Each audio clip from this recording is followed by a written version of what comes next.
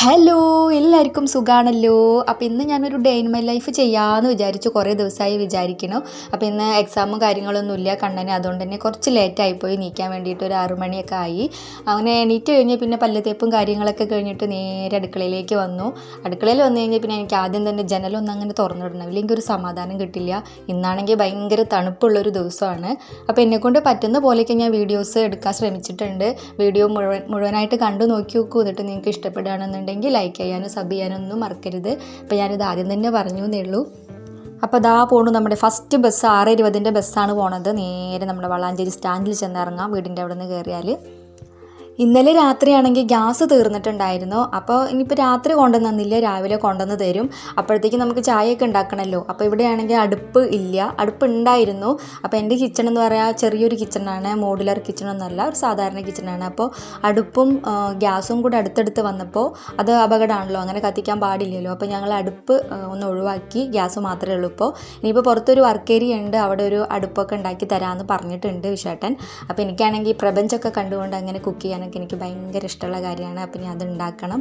അപ്പോൾ തൽക്കാലം ഇങ്ങനെയുള്ള അവസരങ്ങളിൽ ഞാനിവിടെ ഒരു കറണ്ട് അടുപ്പുണ്ട്, അതിലാണ് ഞാൻ കുക്ക് ചെയ്യാറ്.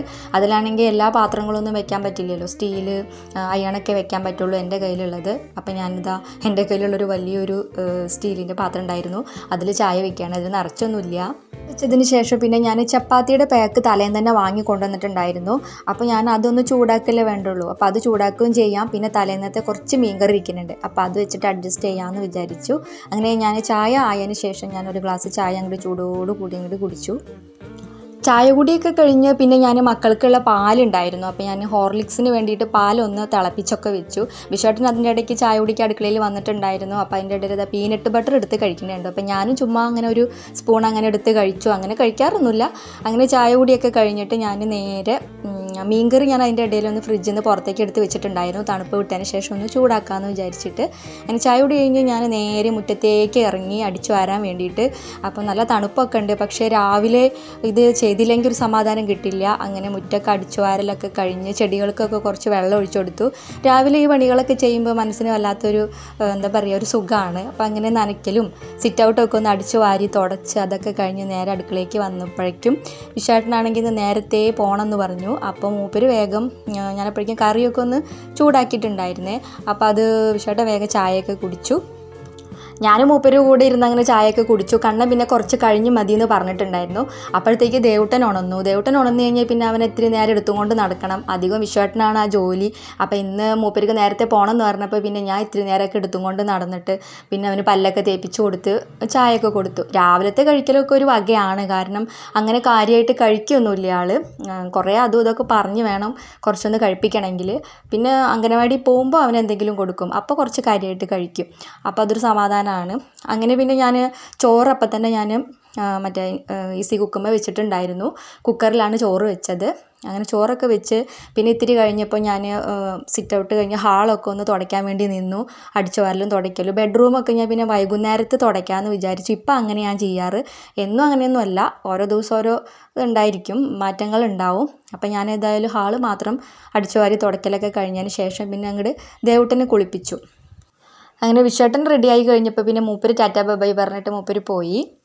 അങ്ങനെ ഞാനും കുളിച്ചു. കുളി കഴിഞ്ഞ് കഴിഞ്ഞാൽ പിന്നെ ഒരു ചന്ദനത്തിരിയൊക്കെ കൊളുത്തി ഇങ്ങനെ വെക്കുന്ന ഒരു സ്വഭാവമുണ്ട്, അത് പണ്ട് മുതലേ ഉള്ളതാണ്. ചിലപ്പോൾ രാവിലെ എണീറ്റ വഴി തന്നെ ഇങ്ങനെ സാമ്പ്രാണി എനിക്ക് ഭയങ്കര ഇഷ്ടമാണ് കേട്ടോ കത്തിക്കണത്.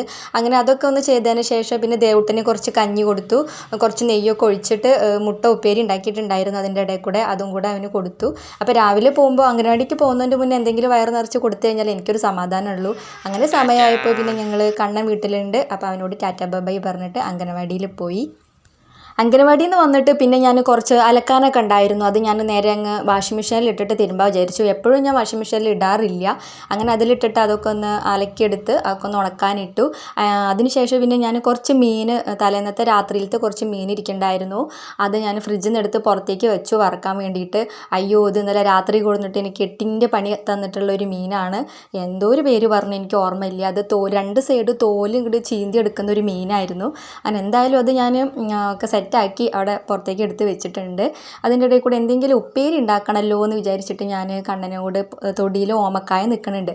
ഓമക്കായ, കറുവത്തുംകായ, ഞങ്ങൾ കറുവത്തുംകായ എന്നാണ് പറയുക. ഇവിടെ വന്നതിന് ശേഷമാണ് പിന്നെ കറുമത്തിക്കായ, കർമൂസ് കായ എന്നൊക്കെ പറഞ്ഞു കേട്ടിട്ടുള്ളത്. എന്തായാലും വേണ്ടിയില്ല, അത് പറിക്കാൻ വേണ്ടി തൊടിയിൽ ചെന്നപ്പോഴാണെങ്കിൽ എനിക്കത് എത്തണമില്ല. ഒരിത്തിരിയും കൂടി ഹൈറ്റ് ഉണ്ടായിരുന്നെങ്കിൽ എനിക്കത് കിട്ടിയായിരുന്നു.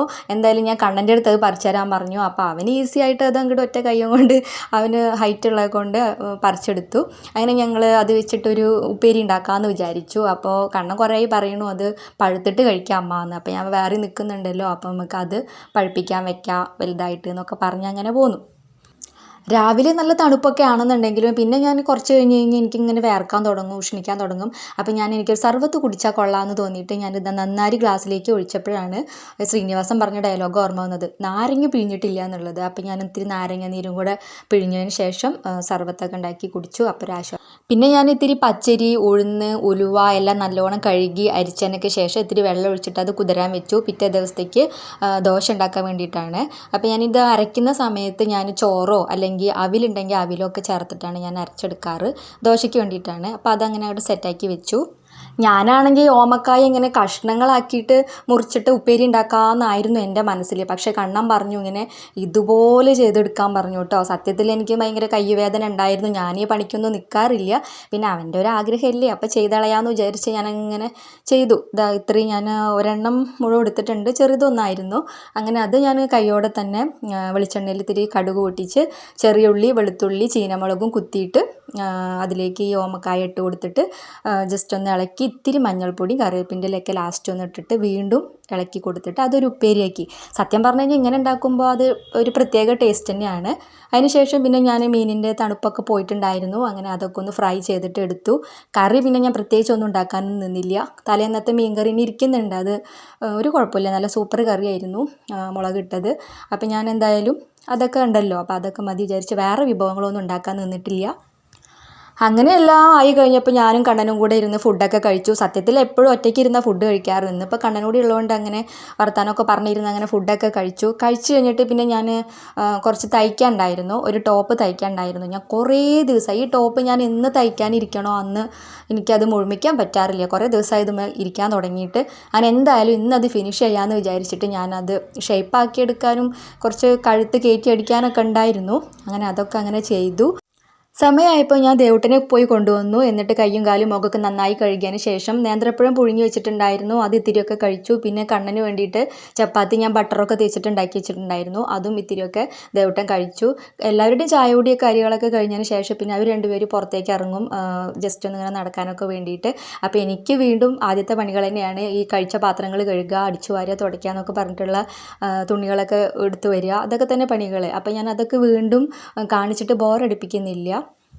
വൈകുന്നേരം ആയപ്പോൾ പിന്നെ എല്ലാവരും മേലൊക്കെ കഴുകിയതിന് ശേഷം കണ്ണനാണ് വിളക്കൊക്കെ വെക്കുക. അപ്പോൾ കണ്ണൻ്റെ വിളക്ക് വയ്ക്കലൊക്കെ കഴിഞ്ഞപ്പോൾ പിന്നെ ഞാൻ മുന്നത്തെ വീഡിയോയിലൊക്കെ പറഞ്ഞിട്ടുണ്ടായിരുന്നു ആ സമയത്ത് ഒരു വിശപ്പാണെന്ന്. അപ്പോൾ അങ്ങനെ ഇരിക്കുമ്പോഴാണ് കുഞ്ഞുട്ടേട്ടൻ്റെ മകൻ ശബരിമല പോയിട്ട് വന്നിട്ട് പ്രസാദം കൊണ്ടുവന്നിട്ടുണ്ടായിരുന്നു. അപ്പോൾ ഇത്തവണ ആദ്യമായിട്ടാണ് പ്രസാദം കിട്ടണത്.